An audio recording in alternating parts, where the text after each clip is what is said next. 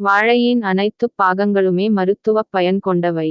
வாழைப்பூவை வாரம் இருமுறை சமைத்து உண்டு வந்தால் இரத்தத்தில் கலந்துள்ள தேவையற்ற கொழுப்புகளை கரைத்து வெளியேற்றும்.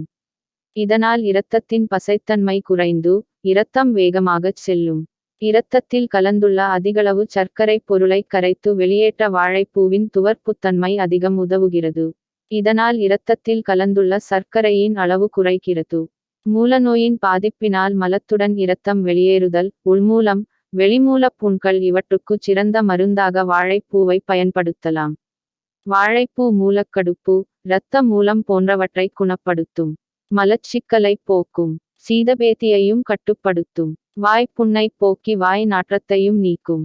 பெண்களுக்கு உண்டாகும் கருப்பை கோளாறுகள், மாதவிலக்கு காலங்களில் அதிக இரத்தப்போக்கு அல்லது இரத்த போக்கின்மை, வெள்ளைப்படுதல் போன்ற நோய்களுக்கு வாழைப்பூவை உணவில் சேர்த்து கொண்டு வந்தால் நோய்கள் நீங்கும்.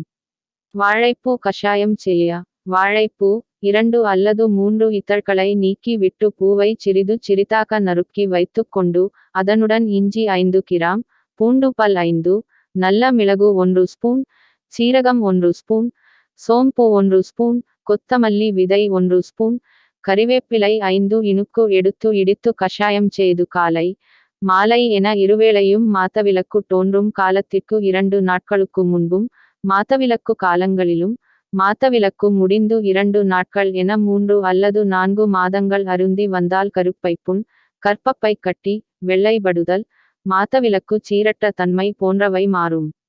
இது கை கண்ட மருந்தாகும். அடிவயிறு கனம் குறையும். புண்புரை நீங்கும்.